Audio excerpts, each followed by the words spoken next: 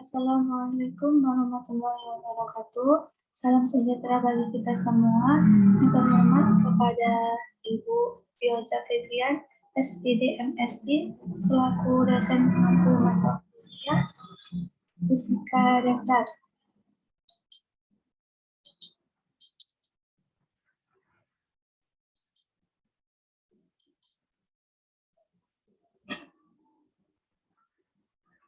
Perkenalkan, nama saya Alaitu Rahma dengan IMSA kucing 421012, Prodi Biologi, Fakultas Sains dan Teknologi Universitas Kediri. Oke, kali ini saya akan membahas tentang besaran, satuan, dimensi, dan vektor.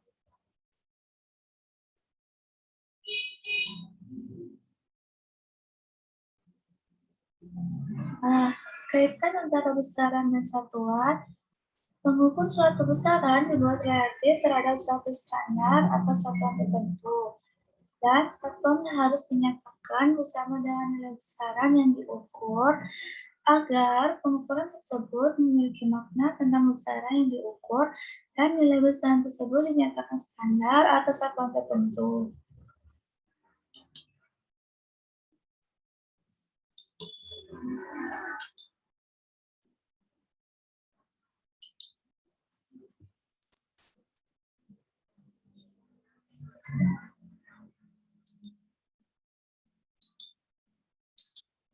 Ini misalnya saya mempunyai contoh 1 gram per sentimeter kubik berapa gram per meter kubik. Nah, kita konversikan satuan massa jenis M, misal 1 gram per sentimeter kubik. Ini artinya memiliki massa M, M-nya adalah 1 gram, 1 gram, sedangkan volumenya itu sama dengan 1 cm kubik. Nah, maka kita konversikan nih menjadi kilogram per centimeter kubik, maka massa 1 gram itu sama dengan 1 per 1000 kilogram, volume 1 cm kubik itu sama dengan 1 per 1 juta atau bisa disamakan 10 pangkat min 6. Nah, sehingga kita konversikan nih dari satuan gram per centimeter kubik ke gram per meter kubik.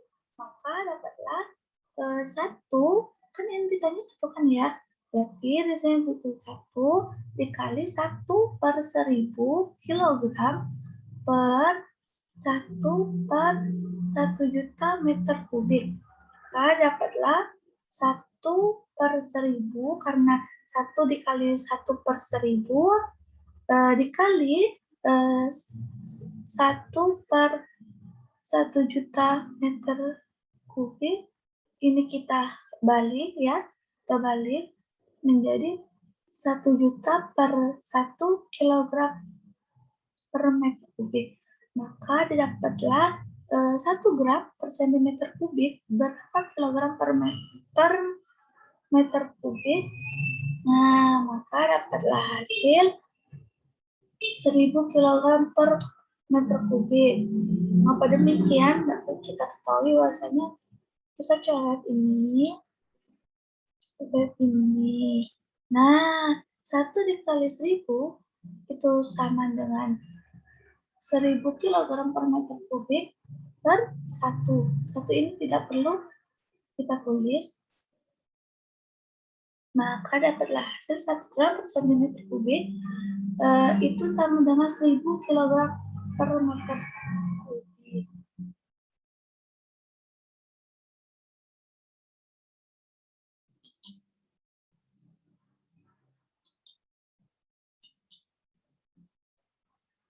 Nah, kali ini saya akan bahas tentang besaran. Besaran adalah segala sesuatu yang dapat diukur. Dalam fisika ada dua macam besaran. Yang pertama besaran skalar, yang kedua besaran vektor. Yang pertama besaran skalar adalah besaran yang memiliki nilai besarannya, contohnya seperti suhu, massa, waktu, dan lain-lain. Nah, sedangkan besaran vektor adalah besaran yang memiliki nilai dan arah, contohnya gaya, percepatan, kecepatan, dan lain-lain. Besaran pokok ada besaran yang berdasarkan sistem internasional ada 7 nih besaran pokok yang terdapat dalam tabel. Yang pertama panjang, satuan meter, lambang M, massa, satu satuan skor, lambang S, suhu, satuan Kelvin, lambang ampere, lambang A, intensitas cahaya, satuan kandela, lambang satuan CD, jumlah zat, satuan mol, lambang satuannya juga mol. Nah, tadi saya membahas tentang besaran pokok. Sekarang saya membahas tentang besaran turunan. Apa yang dimaksud dengan besaran turunan? Besaran turunan adalah besaran yang diturunkan dari besaran pokok. Contohnya, satuan keturunan dari luas itu kita dapat peroleh dengan mengalihkan panjang kali lebar suatu bangunan.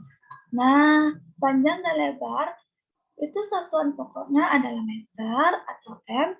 Jadi satuan turunan luas adalah luas atau L sama dengan panjang kali lebar dengan satuan M kali M sama dengan meter persegi.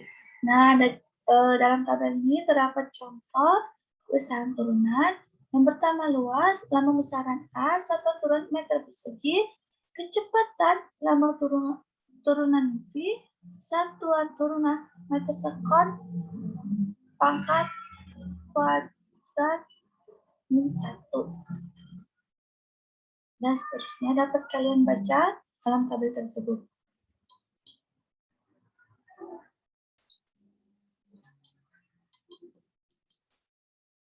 Nah, contoh, sebuah balok memiliki panjang 20 cm, lebar 5 cm, dan tinggi 1 cm. Berapa balok tersebut? Nah, kita ketahuikan panjang dari balok tersebut adalah 20 cm, lebar 5 cm, dan tinggi balok tersebut adalah 1 cm. Nah, ditanya berapa volume. Caranya, volume balok, tadi kan bisa volume sama dengan panjang kali lebar kali tinggi, karena dia memiliki tinggi. Nah, panjang tadi 20 cm, dikali lebar tadi 5 cm,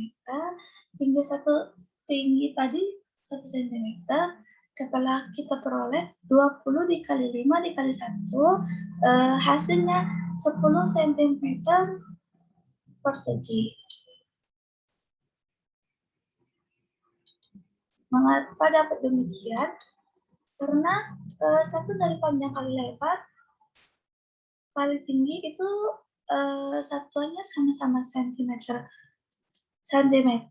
Nah, cm tersebut ada 3, maka dapat kita posisikan bahwasanya cm persegi karena terdapat 3, maka karena terdapat 3 cm, ada 3 nih ya, cm. Nah, kita kuadratkan nih menjadi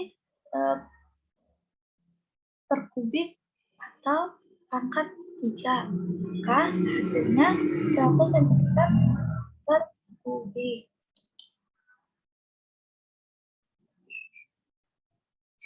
Nah, what is the dimension?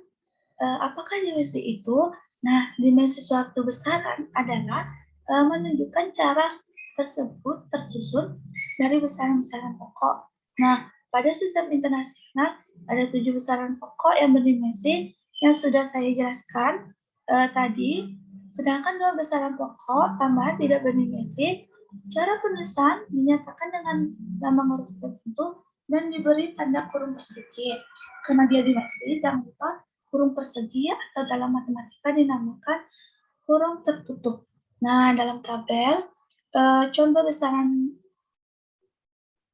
pokok yang pertama panjang, lambung besaran L, dimensi L, massa, lambung besaran pokok M, dimensi N, waktu, lambung besaran pokok P kecil, dimensi T besar.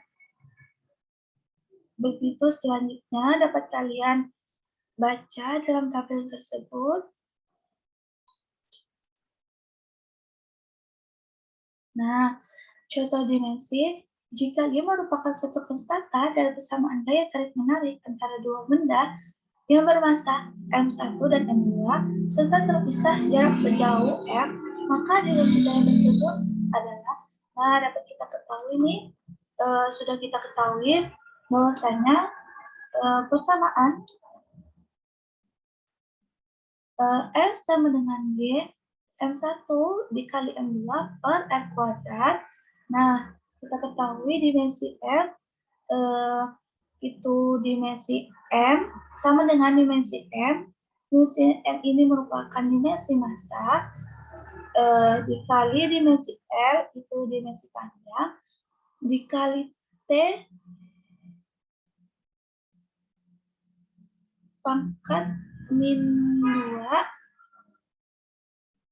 T ini menunjukkan waktu.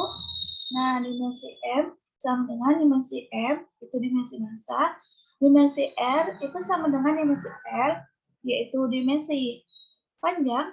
Nah, dapat kita ketahui nih, tadi kan kita ketahui persamaannya F sama dengan G, M1 dikali M2 per R kuadrat.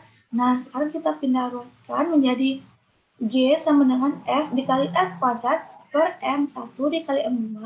Maka dimensi G sama dengan dimensi M dikali dimensi L dikali dimensi T pangkat min 2 dikali dimensi L kuadrat 2 per dimensi M dikali dimensi F. Maka dapat hasilnya dimensi L persegi atau dimensi L kuadrat 3 dikali dimensi T kuadrat min 2. Nah, maka demikian dapat kita konversikan bahwasanya dimensi L ini kita kalikan dimensi L dikali dimensi L kuadrat, maka dapatlah hasil dimensi L kuadrat 3. Nah, dimensi T ini kita pindah ke sini. Nah, ini kita coret. Maka dapatlah hasil dimensi L kuadrat 3 pangkat 3 dikali dimensi T pangkat min 2 per dimensi M sama dengan dimensi M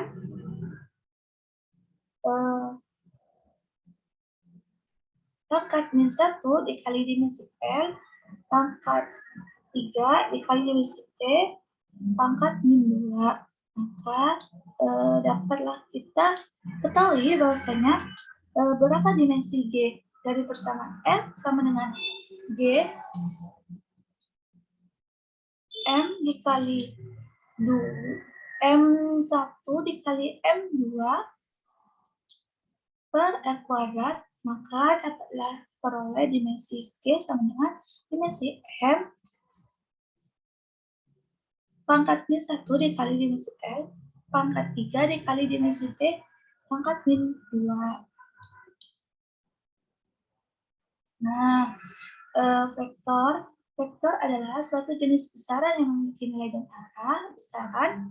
Nah, besaran termasuk dalam besaran vektor antara lain meliputi besar perpindahan, gaya, kecepatan, percepatan, dan lain-lainnya.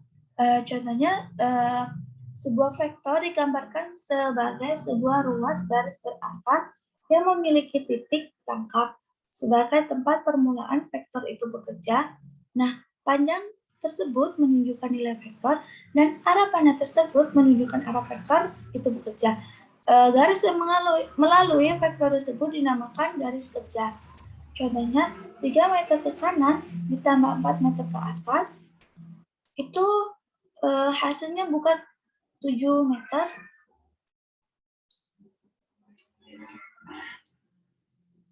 Akan tetapi, kita ketahui bahwasanya pengertian dari vektor ini memiliki nilai dan arah.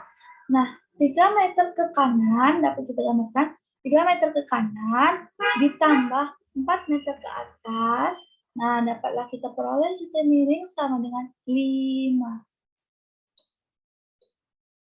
5 apa? 5 meter ke kanan atas.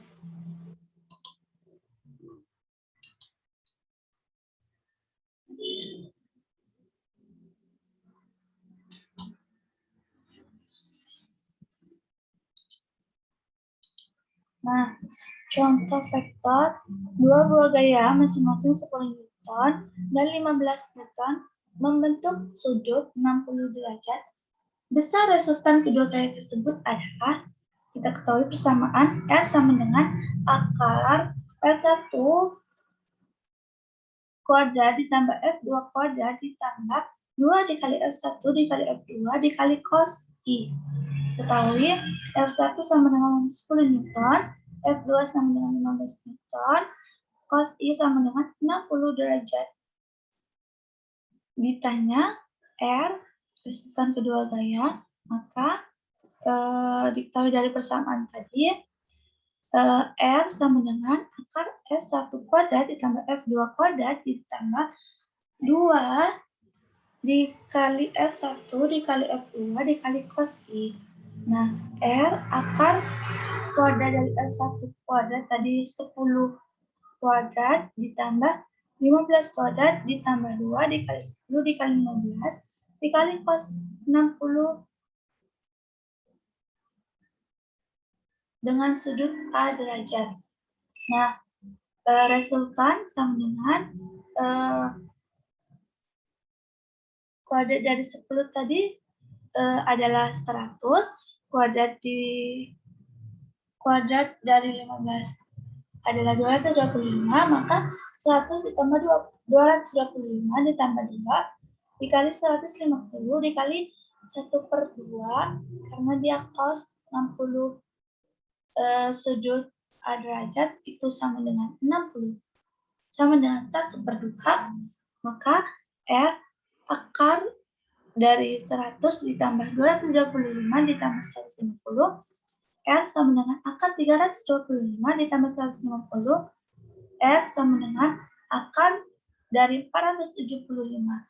Itu sama dengan akar 25, akar 19, maka dapat kita peroleh R sama dengan 5 akar 19. Maka demikian, karena 25 ini kita dapat akar yaitu 5, maka menjadi 5 akar 19. Nah, terima kasih. Mohon maaf apabila ada kesalahan dalam perkataan, perbuatan. Saya akhiri. Wabillahi taufiq wal hidayah.